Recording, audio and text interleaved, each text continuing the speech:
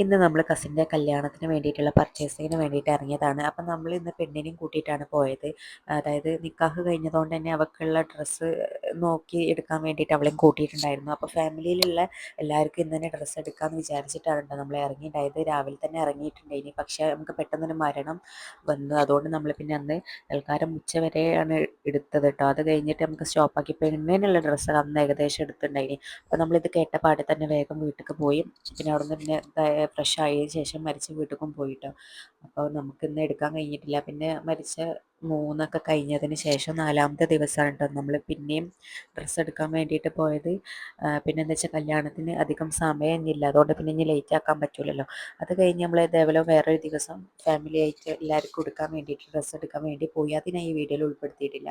പിന്നെ അത് കഴിഞ്ഞ് പിറ്റേ ദിവസം നമ്മൾ ഡ്രസ്സൊക്കെ മാച്ചായിട്ടുള്ള ചെരുപ്പും ഫാൻസിയും കാര്യങ്ങളൊക്കെ വാങ്ങാൻ വേണ്ടിയിട്ട് ഒന്നും കൂടി പോയി. അപ്പം പോയി ആദ്യം നമ്മൾ ചെരുപ്പാണ് നോക്കിയത്. നമുക്കുള്ള ചെരുപ്പൊക്കെ നോക്കി. അത് കഴിഞ്ഞ് നമ്മളൊന്ന് ജ്യൂസ് കുടിക്കാൻ വേണ്ടിയിട്ട് കയറി കേട്ടോ. ഭയങ്കര ചൂടായതുകൊണ്ട് തന്നെ അതൊക്കെ കഴിഞ്ഞ് നമുക്ക് ജ്വല്ലറിക്കും കൂടി പോകാനുണ്ടായിരുന്നു. അപ്പം മാല വളമൊക്കെ ഒന്ന് റെഡിയാക്കി എടുക്കാണ്ടായിനി. ഏതായാലും കല്യാണമൊക്കെ ആയതല്ലേ. അപ്പം മക്കളെ വളമൊക്കെ ഒന്ന് നന്നാക്കി എടുക്കാണ്ടായിരുന്നു. അപ്പോൾ അതൊക്കെ ചെയ്തു. അപ്പോൾ അവരവിടെ ഇങ്ങനെ കളിച്ചുകൊണ്ടിരിക്കുകയാണ്. എന്താ വെച്ചാൽ AC ഒക്കെ ആയതുകൊണ്ട് അവർക്ക് വലിയ ബുദ്ധിമുട്ടുമില്ല. പിന്നെ കളിക്കാനുള്ള നല്ല സ്പേസും ഉണ്ട്. അത് കഴിഞ്ഞ് നമ്മൾ നേരെ വീട്ടിലേക്ക് പോരുകയാണ് കേട്ടോ ചെയ്തത്.